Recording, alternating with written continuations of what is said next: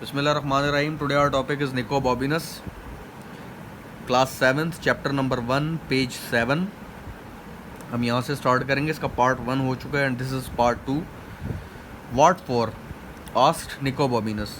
किस लिए Nico Bobbins ने पूछा. Supplies for the road whispered Rosie. रास्ते के लिए सामान, रोजी ने सरगोशी की. Where are we going asked Nico Bobbins. हम कहाँ जा रहे हैं, निको बॉबिनस ने पूछा. We are going to find the land of dragons whispered Rosie. Don't you remember. हम ड्रैगनों की सरजमीन ढूंढने जा रहे हैं, रोजी ने सरगोशी की. क्या तुम्हें याद नहीं.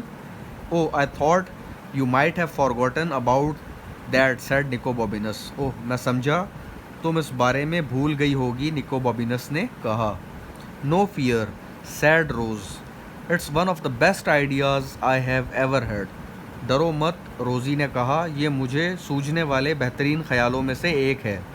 What about the weeding sad Nico बॉबिनस. घास के पौधों को उखाड़ने के बारे में क्या ख्याल है, निको बॉबिनस ने कहा. Come on said Rose. चलो, रोजी ने कहा.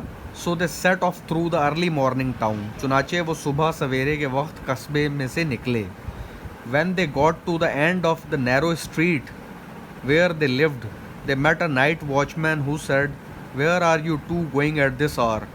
जब वो तंग सी गली के सिरे पर पहुंचे जहां वो रहते थे, उनकी मुलाकात रात के चौकीदार से हुई, जिसने कहा, तुम दोनों इस वक्त कहाँ जा रहे हो.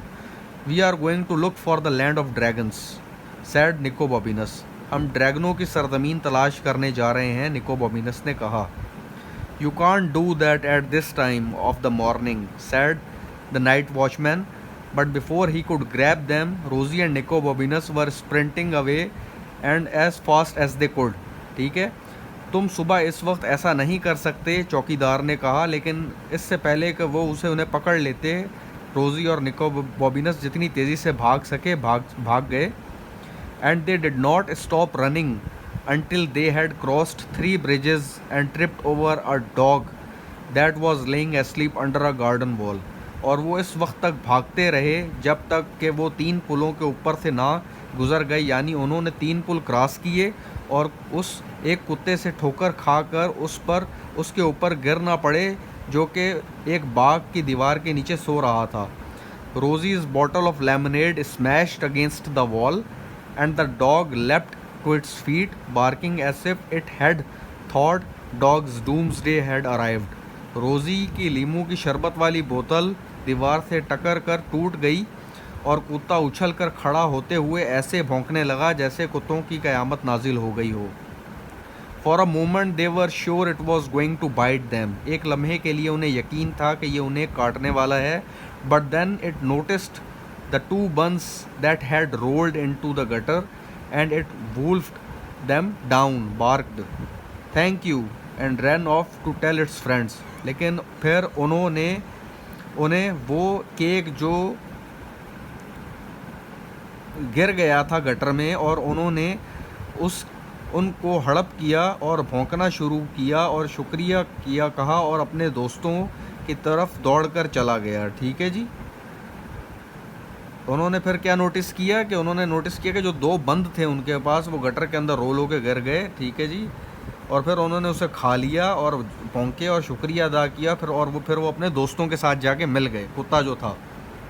We are not going to get far without supplies, said Rosie ग्लूमली.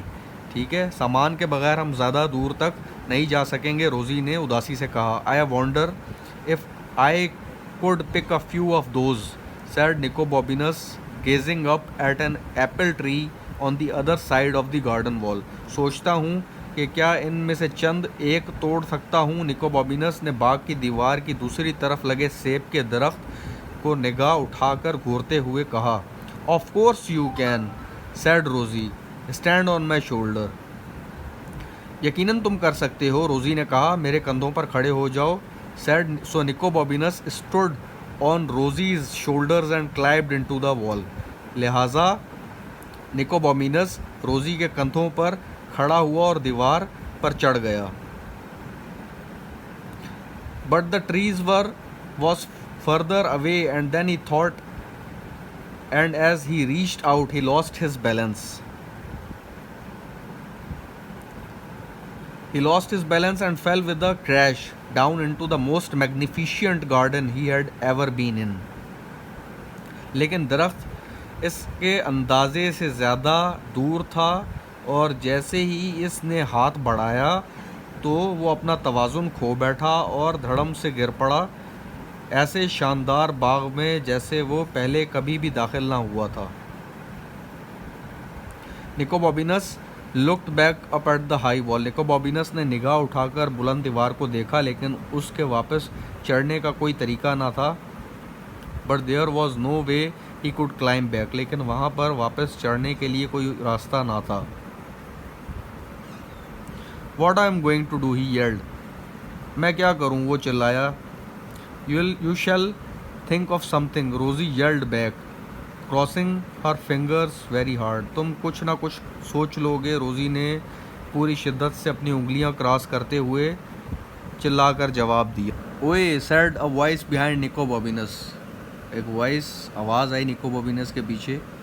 ओए, कहा उसने। Nico Bobbins didn't stop to look who it was, he ran straight into a tree. Nico Bobbins ये देखने के लिए ना रुका कि वो कौन था, वो भागा सीधा एक दरख्त से टकराया।